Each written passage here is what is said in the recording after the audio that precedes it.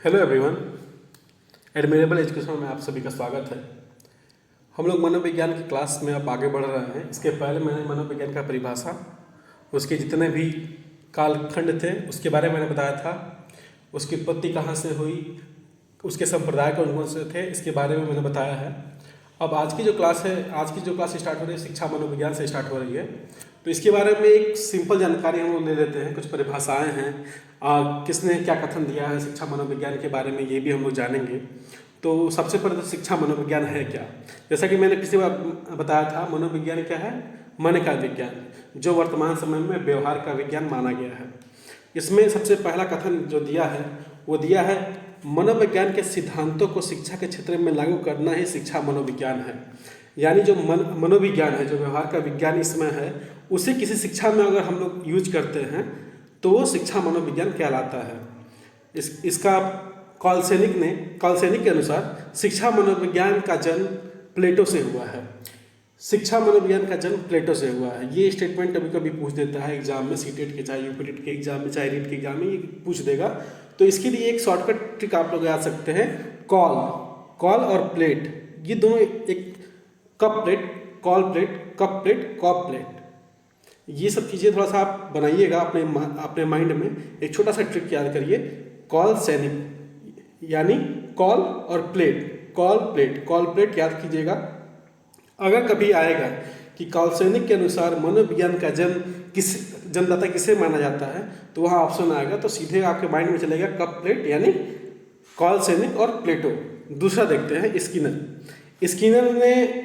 Skinner के अनुसार शिक्षा मनोविज्ञान का जन्म अरस्तु से हुआ। स्किनर लास्ट में क्या है? नर है, और अरस्तु की शुरुआत में क्या है? अर है। स्किनर अरस्तु यानी नर और अर, ये थोड़ा सा लास्ट का जो दो वर्ड है, ये आप अपने माइंड में कोई भी ट्रिक बना के अपने माइंड में बैठा लीजिए। नर से स्टार्ट होगा तो वो अर से शुरू होगा। अगर इस पूछे क्वेश्चन में स्किनर के अनुसार शिक्षा मनोविज्ञान का जन्मदाता कौन है, तो वो है अरस्तु। या पूछ देगा कि किस मनोवैज्ञानिक ने अरस्तु को शिक्षा मनोविज्ञान का जन्मदाता माना है, तो वो हो जाएगा स्किनर। ये सारे जो लाइन है, ये अपने आप में एक क्वेश्चन है। नेक्स्ट है, शिक्षा मनोविज्ञान को लोकप्रिय प्रसिद्ध बनाने का कार्य रूसो और फ्रोवेल ने किया था। ये दो लोगों ने मिलकर लोकप्रिय भी किया था और प्रसिद्ध भी किया था, रूसो और फ्रोवेल। आगे देखते हैं, रूसो का शिक्षा पर लिखा गया प्रसिद्ध ग्रंथ एमिल है। ये वन लाइनर क्वेश्चन पूछ देता है, आपके यूपीटेट में पूछा है कि रूसो का शिक्षा पर लिखा गया प्रसिद्ध ग्रंथ क्या है, तो ये एमिल है। आगे देखते हैं, शिक्षा मनोविज्ञान को मनोवैज्ञानिक रूप प्रदान करने वाले विद्वान पेस्टोलॉजी एवं हर्बर्ट थे। शिक्षा मनोविज्ञान को मनोवैज्ञानिक जो स्वरूप था वो पेस्टोलॉजी, जैसे आप लोग पढ़ते हैं कॉपी और पेस्ट, ये माइंड में रखिएगा आप लोग, कॉपी और पेस्ट, यानी शिक्षा मनोविज्ञान को उसने उठा के क्या किया? मनोवैज्ञानिक स्वरूप में पेस्ट कर दिया। तो कॉपी करके पेस्ट कर दिया, तो पेस्टोलॉजी और हर्बर्ट ने।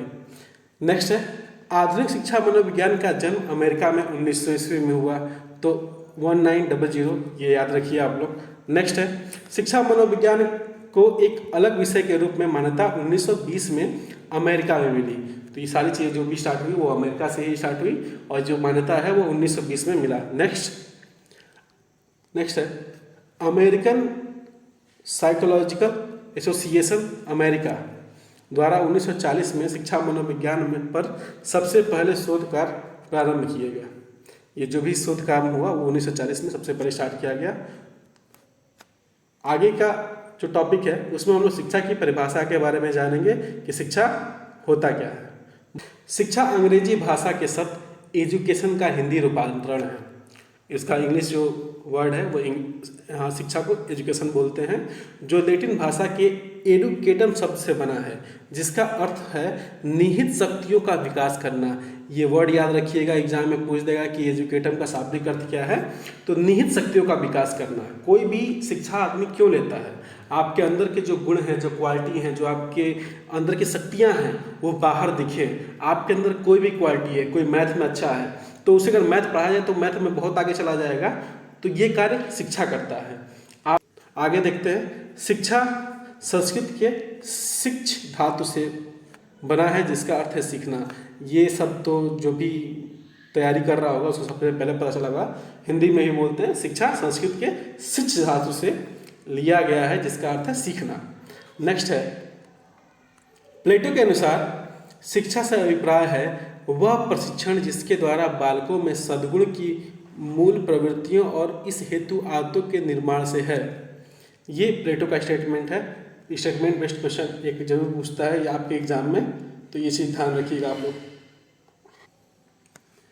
नेक्स्ट है, महात्मा गांधी के अनुसार शिक्षा से मेरा अभिप्राय बालकों एवं मनुष्य के शरीर, मस्तिष्क और आत्मा का सर्वोत्तम अभिव्यक्ति है। महात्मा गांधी स्वयं में बहुत बड़े व्यक्तित्व के इंसान थे। अगर कभी भी क्वेश्चन में आपको दिखे कि बालकों एवं मनुष्यों में शरीर, मस्तिष्क एवं आत्मा, आत्मा शब्द जुड़ जाए, तो ये महात्मा गांधी से कनेक्ट कर दीजिएगा कि शिक्षा से मेरा अभिप्राय बालकों एवं मनुष्य में शरीर, मस्तिष्क एवं आत्मा की सर्वोत्तम अभिव्यक्ति से है। नेक्स्ट क्वेश्चन, नेक्स्ट स्टेटमेंट है, रविन्द्रनाथ टैगोर के अनुसार शिक्षा वह ज्ञान है जो केवल संरचनाएं ही नहीं देती अमित अपितु होगा मनुष्य के जीवन और उसके संपूर्ण वातावरण के प्रति समायोजन स्थापित करता है। मनुष्य के जीवन और वातावरण में अगर सामंजस्य की बात करेंगे, ये समायोजन की बात करेंगे मनुष्य के जीवन और संपूर्ण वातावरण में, तो ये बात करेंगे रविन्द्रनाथ टैगोर। कुछ की पॉइंट्स है, कुछ कीवर्ड्स हैं, आप लोग नोट डाउन कर सकते हैं, चाहे ये चीज़ें याद कर सकते हैं। मैं इसका PDF अपने टेलीग्राम चैनल पर अपलोड कर दूंगा।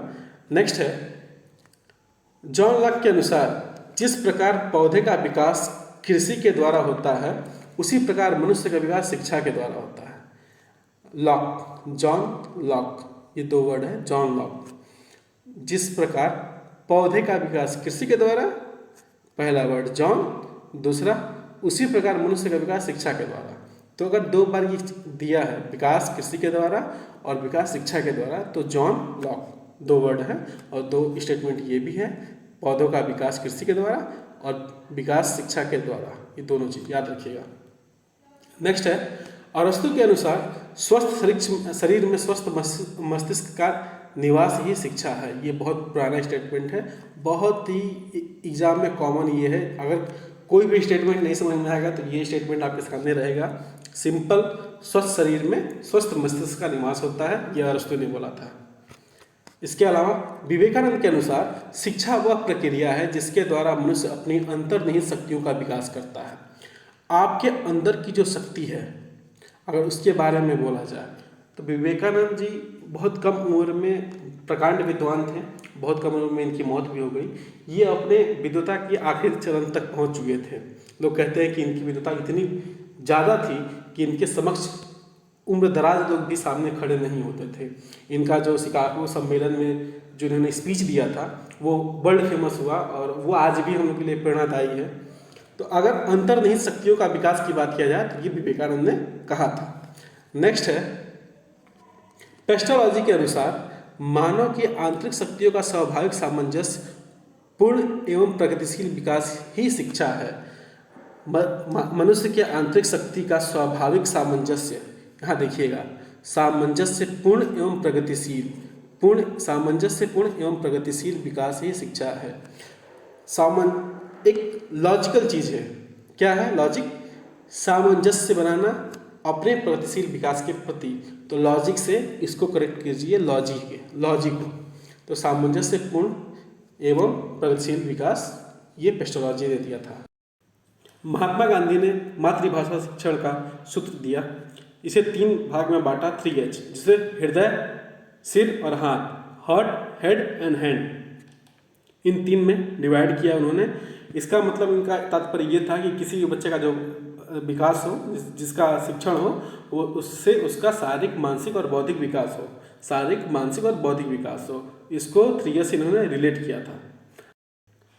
शिक्षा मनोविज्ञान के प्रमुख कथन, इसमें सबसे पहला है क्रो एंड क्रो ने बोला कि शिक्षा मनोविज्ञान बालक के जन्म से लेकर वृद्धावस्था तक सीखने के अनुभव की व्याख्या एवं वर्णन करता है। तो यहाँ कीवर्ड है व्याख्या एवं वर्णन। व्याख्या और वर्णन, सबसे ज़्यादा बोलना, यानी सबसे ज़्यादा कौन बोलता है? कौवा दिन भर बोलता रहता है, काँव काँव करता रहेगा, बोलता रहेगा, यानी कौवा जो है वो व्याख्या करता रहेगा और वर्णन करेगा। ये ट्रिक है याद करने के लिए, लॉजिक पकड़ने के लिए, ना कि आपको ये मैंने परिभाषा इसका बदला है। सिंपल व्याख्या एवं वर्णन की बात आ जाए, व्याख्या कैसे करते हैं बोल के, वर्णन कैसे करते हैं बोल के, तो इसको क्रो एंड क्रो से रिलेट कर देना है। नेक्स्ट है कॉल सैनिक। इन्होंने बोला कि शिक्षा मनोविज्ञान के अंतर्गत मनोविज्ञान के अनुसंधानों एवं सिद्धांतों का शिक्षा के क्षेत्र में अध्ययन किया जाता है। सिद्धांतों का और अनुसंधानों का, यहाँ कीवर्ड आप लेंगे सिद्धांत। सिद्धांतवादी सबसे ज़्यादा कौन होते हैं? सिद्धांतवादी वो सैनिक होते हैं, वो सिद्धांतों पर चलते हैं। तो सैनिक सिद्धांतवादी होते हैं, वो अनुसंधान करते हैं, सिद्धांतवादी होते हैं, सैनिक होते हैं।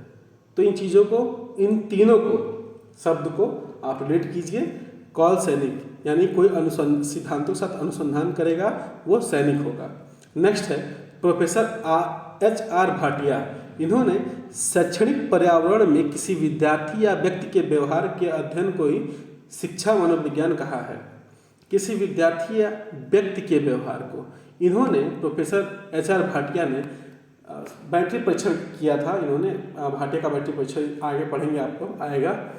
तो इन्होंने पर्यावरण में किसी विद्यार्थी या व्यक्ति के व्यवहार के अध्ययन की शिक्षा को मनोविज्ञान कहा है। नेक्स्ट स्किनर ने यहाँ 3 स्टेटमेंट दिया है, तीनों को ध्यान से देखिएगा। पहला है शिक्षा मनोविज्ञान के अंतर्गत शिक्षा से संबंधित संपूर्ण व्यवहार और व्यक्तित्व शामिल है। पूरा व्यवहार, संपूर्ण व्यवहार, सभी व्यवहार और व्यक्तित्व किस में शामिल होता है? नर में यानी पुरुष में यानी आदमी में। यहाँ महिला भी ऐड कर लीजिएगा आप लोग, कोई दिक्कत नहीं है। यहाँ मेन क्या है, हमको ये कनेक्ट करना है कि संपूर्ण व्यवहार और व्यक्तित्व करने वाला कौन होता है? वो नर होता है, यानी स्किनर है। नेक्स्ट स्किनर है शिक्षा मनोविज्ञान व्यक्तित्व के सभी पहलुओं से संबंधित है। यहाँ फिर व्यक्तित्व की बात आ गई और सभी पहलुओं की आ गई। यहाँ संपूर्ण व्यवहार की बात हुई थी, यहाँ संपूर्ण पहलू की बात हुई थी। और नेक्स्ट है शिक्षा मनोविज्ञान की तैयारी ही शिक्षा मनोविज्ञान अध्यापकों की तैयारी का आधारशिला है। इसके पहले जितना भी आपने स्टेटमेंट पढ़ा, किसी में अध्यापक के बारे में कुछ नहीं बोला गया था। बस एक स्किनर है जिन्होंने अध्यापक के बारे में बोला था, और अध्यापक ने 2 बात और बोली थी कि संपूर्ण व्यवहार और व्यक्तित्व और संपूर्ण पहलू किसी अध्यापक में मौजूद होता है। अगला जो टॉपिक है वो है शिक्षा मनोविज्ञान के घटक या चर। ये घटक या चर जो है वो 5 प्रकार के होते हैं: शिक्षक, विद्यार्थी, परिस्थितियाँ, पाठचर्चा, शिक्षण विधि। सबसे इम्पोर्टेंट होता है विद्यार्थी। यदि विद्यार्थी है तभी उसे शिक्षा देंगे, और शिक्षा देने के लिए हमें एक परिस्थिति देनी पड़ेगी जो एक शिक्षक देगा। पाठचर्चा तैयार होगा और साथ में शिक्षण विधियों का प्रयोग किया जाएगा। वो किसके द्वारा किया जाएगा? एक शिक्षक के द्वारा। क्वेश्चन पूछता है कि शिक्षा मनोविज्ञान के घटकों में 4 घटक में सबसे महत्वपूर्ण घटक कौन सा है? तो आप लोग विद्यार्थी लगाएंगे, सबसे महत्वपूर्ण घटक है। और दूसरे नंबर पे अगर विद्यार्थी नहीं देता है तो उस कंडीशन में शिक्षक जो होता है सबसे महत्वपूर्ण घटक होता है। क्योंकि अगर विद्यार्थी न भी दिया हो तो विद्यार्थी एक मौजूद पर्सन है, वो दिमाग में आप लोग बैठा सकते हैं कि नहीं, विद्यार्थी को ही पढ़ाना होता है।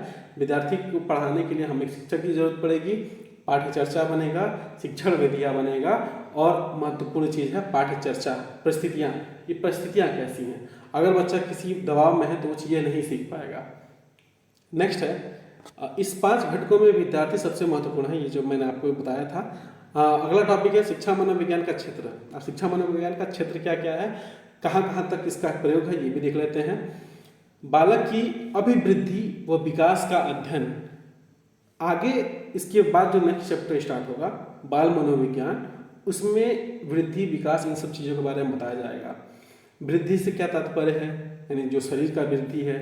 विकास का क्या मतलब होता है? संपूर्ण विकास, यानी आपका शारीरिक से लेकर मानसिक विकास, ये सब चीज़ें विकास में आती हैं। वृद्धि में क्या, आपका शरीर, आपका जो शरीर है, लंबाई, आपका वजन, ये सब चीज़ें वृद्धि में आएंगी, आपका शारीरिक बनावट। लेकिन जो विकास होगा वो शारीरिक और मानसिक दोनों होगा। तो पहला स्टेटमेंट क्या था? बालक की अभिवृद्धि व विकास का अध्ययन शिक्षा मनोविज्ञान के क्षेत्र में ही होता है। दूसरा है बालक की विशेष योग्यताओं का अध्ययन, ये भी शिक्षा मनोविज्ञान में आएगा। बालक की रुचियों, अभिरुचियों, अभिवृत्तियों क्षमताओं, योग्यताओं, व्यक्तिगत विभिन्नताओं का अध्ययन, ये भी शिक्षा मनोविज्ञान के क्षेत्र में आएगा। बालक के वंशानुक्रम व वातावरण का अध्ययन शिक्षा मनोविज्ञान का क्षेत्र है। आगे बढ़ते हैं, इसी क्रम में देखते हैं बालक के शारीरिक, मानसिक, सामाजिक व संवेगात्मक विकास का अध्ययन शिक्षा मनोविज्ञान में। विभिन्न शिक्षण विधियों का अध्ययन, यहाँ शिक्षण दे ही दिया है, शिक्षण विधियों का अध्ययन शिक्षा मनोविज्ञान में। प्रतिभाशाली बालक, विशिष्ट बालक, विकलांग बालक, अपराधी बालक, मानसिक रोगों से ग्रस्त बालक का अध्ययन शिक्षा मनोविज्ञान में। शैक्षिक समस्याओं का अध्ययन, ये भी शिक्षा मनोविज्ञान में। पाठ्यक्रम निर्माण संबंधी समस्याएं एवं उसके निदान का अध्ययन शिक्षा मनोविज्ञान के क्षेत्र में। संपूर्ण मानवीय व्यवहार का अध्ययन, ये भी शिक्षा मनोविज्ञान के ही क्षेत्र में आता है। और कुछ नोट दिया है, ये देख लीजिए आप लोग। मनोविज्ञान का क्षेत्र व्यापक है, जबकि शिक्षा मनोविज्ञान और मनोविज्ञान की शाखा है। शिक्षा जो मनोविज्ञान है इसका क्षेत्र बहुत बड़ा है। शिक्षा मनोविज्ञान, व्यवहारिक जो मनोविज्ञान, किसी व्यक्तिगत जो मनोविज्ञान है, साथ में आपके बाल मनोविज्ञान है, ये सारी शाखाएं मैंने पिछले कक्षा में पढ़ाई हुई हैं, पिछले क्लास में मैंने पढ़ाई थी, तो उसे आप लोग देख सकते हैं। इसमें दिया है कि शिक्षा मनोविज्ञान का क्षेत्र बहुत व्यापक है, लेकिन शिक्षा मनोविज्ञान सिर्फ एक मनोविज्ञान की शाखा है। तो हम लोग अभी क्या पढ़ रहे हैं? शिक्षा मनोविज्ञान, जो कि मनोविज्ञान की शाखा है। और शिक्षा मनोविज्ञान में हम लोग उसकी परिभाषाएं देखें, किसने कौन सा कथन दिया, इसका प्रयोग क्या क्या है और इसके क्षेत्र कहाँ है, ये हम लोग पढ़ रहे थे। अगला जो टॉपिक है इसमें है शिक्षा मनोविज्ञान के महत्व, कि शिक्षा मनोविज्ञान का महत्व क्या है, इंपॉर्टेंस क्या है, ये भी देख लेते हैं। बाल केंद्रित शिक्षा पर बल देना, सबसे पहला क्वेश्चन ये पूछेगा आपको कि बाल केंद्रित शिक्षा पर बल किस मनोविज्ञान के अंतर्गत दिया जाता है, तो शिक्षा मनोविज्ञान के अंतर्गत। नेक्स्ट है छात्रों का ज्ञान प्राप्त करने में सहायक होना, ये इसका महत्व है। सामाजिकता का विकास करना, पाठ्यक्रम निर्माण में सहायक होना, शैक्षिक पद्धतियों की जानकारी होना, छात्रों के समस्या समाधान में सहायक होना, मूल्यांकन एवं परीक्षण में उपयोगी, छात्रों को शैक्षिक एवं व्यावसायिक निर्देश में सहायता करना, अनुशासन की स्थापना में सहायक होना, प्रयोग एवं अनुसंधान में सहायक होना। अगला टॉपिक है मनोविज्ञान की प्रमुख विधियाँ। इसमें कौन कौन सी विधि होती है? एक होता है आत्मनिष्ठ विधि और दूसरा होता है वस्तुनिष्ठ विधि। आत्मनिष्ठ विधि यानी आप कोई व्यक्ति अपने व्यवहार का अध्ययन स्वयं के द्वारा कर रहा है या किसी अन्य व्यक्ति की सहायता से कर रहा है। यहाँ सहायता वर्ड का यूज हुआ है, कोई दूसरा व्यक्ति सहायता कर रहा है आपको आपके व्यवहार के बारे में अध्ययन करने के लिए, तो इसे आत्मनिष्ठ विधि कहते हैं। ये दो तरह के होते हैं, पहला आत्मनिरीक्षण विधि और दूसरा है आत्मगाथा विधि। आत्मनिरीक्षण विधि को अंतर्दर्शन विधि कहते हैं। इस विधि के जो जनक थे उसके प्रवर्तक Descartes, sir Francis Galton, William Wundt और टिचनर। विलियम वुड और टिचनर ये दोनों गुरु शिष्य थे और इन्होंने ये किस संप्रदाय के जनक थे ये आप हमारे कमेंट बॉक्स में जरूर बताइए मुझे। नेक्स्ट है वस्तुनिष्ठ विधि। वस्तुनिष्ठ विधि आप लोग जानते होंगे, वस्तुनिष्ठ प्रश्नों का जवाब दीजिए। ये बहुत सारे पेपर जो आप लोगों ने हिंदी मीडियम वाले जो होंगे उन्होंने अपने एग्जाम में देखा होगा, वस्तुनिष्ठ प्रश्नों के उत्तर देना है। तो ये कौन करता है? इसमें अन्य व्यक्ति के द्वारा जब किसी व्यक्ति के व्यवहार का परीक्षण किया जाता है, कोई दूसरा व्यक्ति अगर आपके व्यवहार का अध्ययन परीक्षण करेगा तो यह वस्तुनिष्ठ विधि होगी। यहाँ पे भी तो अन्य व्यक्ति की बात की गई थी, लेकिन अन्य की सहायता से, और यहाँ अन्य ही आपके व्यवहार का परीक्षण करेगा और यहाँ आप लोग दूसरे की सहायता लेते हैं स्वयं के व्यवहार के अध्ययन में।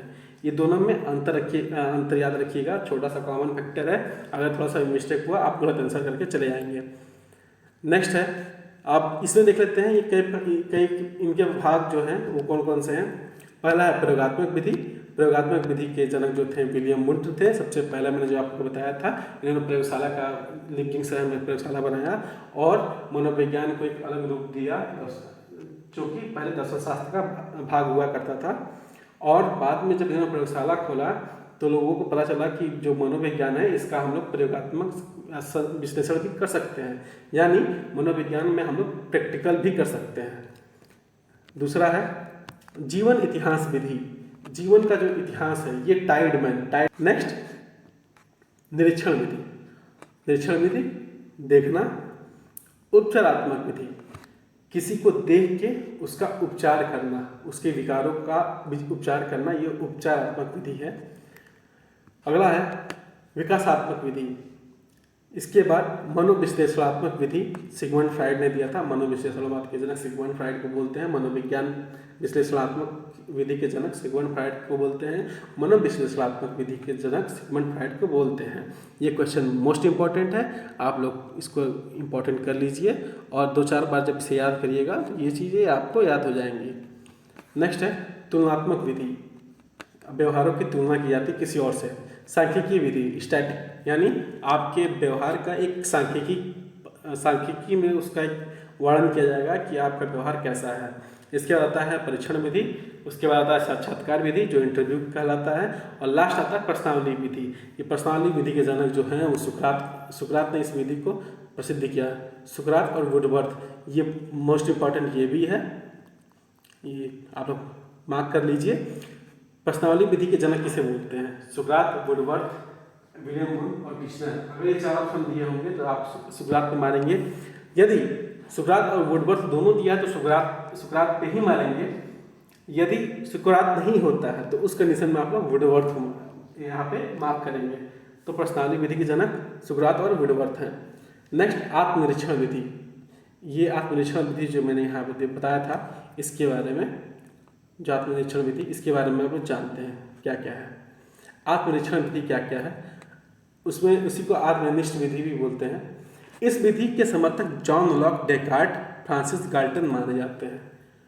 मस्तिष्क द्वारा अपनी स्वयं की क्रियाओं का अध्ययन ही आत्मनिरीक्षण है। स्वयं के मस्तिष्क द्वारा अपना अध्ययन करना यह निरीक्षण है। इस विधि में व्यक्ति अपना स्वयं का अध्ययन करता है। ये लाइन आपको समझ में आ ही गया होगा। इस विधि का उपयोग भाव, कल्पना, संवेग आदि से संबंधित समस्याओं के अध्ययन में किया जाता है। तो ये है आत्मनिष्ठ विधि। इसके गुण क्या क्या हैं देख लेते हैं।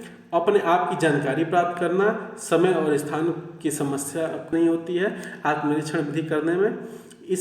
यह सबसे कम खर्चीली विधि है। स्वयं के द्वारा स्वयं का निरीक्षण करना, इसमें कौन सा खर्चा। नेक्स्ट है स्वयं की जानकारी प्राप्त होती है और आधुनिक विधियों में सहायक विधि के रूप में उपयोग होता है। एक थोड़ा सा टॉपिक से हट के बात करेंगे, टॉपिक से ही रिलेटेड है आत्मनिरीक्षण विधि।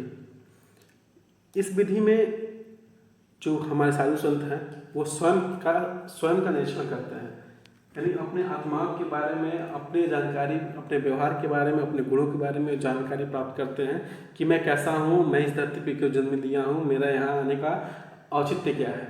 इन सब विषय वस्तुओं पे वो ज़्यादा जोर देते हैं। जैसे बुद्ध भगवान, इन्होंने अपना गृह त्याग कर दिया जब इन्होंने दुख तकलीफ देखा कि इस धरती में दुख भी है, इंसान बूढ़ा भी होता है, मरता भी है। तो ये सब चीज़ें देख के इनके अंदर एक तकलीफ, कष्ट की भावना उत्पन्न हुई। ये चले गए तपस्या करने नदी के तट पर, इन्हें ज्ञान की प्राप्ति हुई और ये 6 साल की आयु में ही, 6 साल में ही इन्होंने अपना ज्ञान की प्राप्ति कर लिया। फिर सारनाथ में आके अपना धर्म चक्र परिवर्तन, जो इन्होंने जो भी ज्ञान लिया, जिस मुद्रा में इसको धर्म चक्र परिवर्तन भी बोलते हैं। तो बहुत सारे टॉपिक हैं इससे रिलेटेड। आत्मनिरीक्षण विधि बहुत बड़ी विधि है और साइकोलॉजी में ये बहुत बड़ा कॉन्सेप्ट है और साथ में फिलॉसफी में भी इसका यूज होता है। जैसे द्वैतवाद, अद्वैतवाद, इसका जो रूप है वो बहुत बड़ा है। तो हम लोग उतना डीपली नहीं जाएंगे, सिंपली हम लोग देखेंगे कि आत्मनिरीक्षण विधि के दोष क्या क्या हैं। अब दोष पे आते हैं। इस विधि में वैज्ञानिकता का अभाव है और अवलोकनकर्ता एवं विषय एक ही होने पर विश्वसनीयता का अभाव है। यह इसका मतलब क्या है? अवलोकनकर्ता और विषय, जैसे आप एग्जाम देने बैठे, आप ही एग्जाम दे रहे हैं और आप ही कॉपी साइन कर रहे हैं, तो अपने आप को 100 आउट ऑफ 100 आराम से मार्क्स दे देंगे। तो इसमें जो अवलोकन होता है वो विश्वसनीय नहीं होता। इसलिए ये इसका दोष है, क्योंकि हमारा जो व्यवहार का जो अध्ययन है वो सामने वाला ज़्यादा बेहतर कर सकता है। हम लोग अपने आप की जानकारी तो प्राप्त कर लेंगे, हम लोग गलत भी करेंगे तो ये बोलेंगे कि नहीं मैंने सही किया है, हम लोग हमेशा सही रहेंगे। तो उस कंडीशन में ये आत्मनिरीक्षण विधि काम नहीं करता। नेक्स्ट है, यह विधि प्राथमिक स्तर के बालकों हेतु सबसे कम उपयोगी है। प्राथमिक बच्चे हैं, उनके अंदर इतनी बुद्धि नहीं कि वो अपना निरीक्षण स्वयं से कर सकें, तो इसका उपयोग प्राइमरी में नहीं होता। नेक्स्ट है कथा कथन विधि, यानी जो यहाँ पे आपका दिया था आत्मगाथा विधि। इसमें कथा कथन विधि उसी को बोलते हैं। इस विधि में पूर्व अनुभव तथा व्यवहार के आधार पर व्यक्ति का लेखा तैयार किया जाता है। कोई मनुष्य है, उसका जो पूर्व अनुभव है और व्यवहार है, इसके आधार पर उसका एक लेखा जोखा तैयार किया जाएगा। फिर मनोवैज्ञानिक तरीके लेखा के आधार पर ही निष्कर्ष निकालते हैं। इस विधि के दोष क्या क्या हैं? व्यक्ति अपने पूर्व अनुभव या व्यवहार का ठीक से पुनः स्मरण नहीं कर पाता है। आपने बहुत सारे ऐसे कार्य किए होंगे जो आपको याद नहीं होगा, बचपन की बहुत सारी बातें आप लोग भूल चुके होंगे।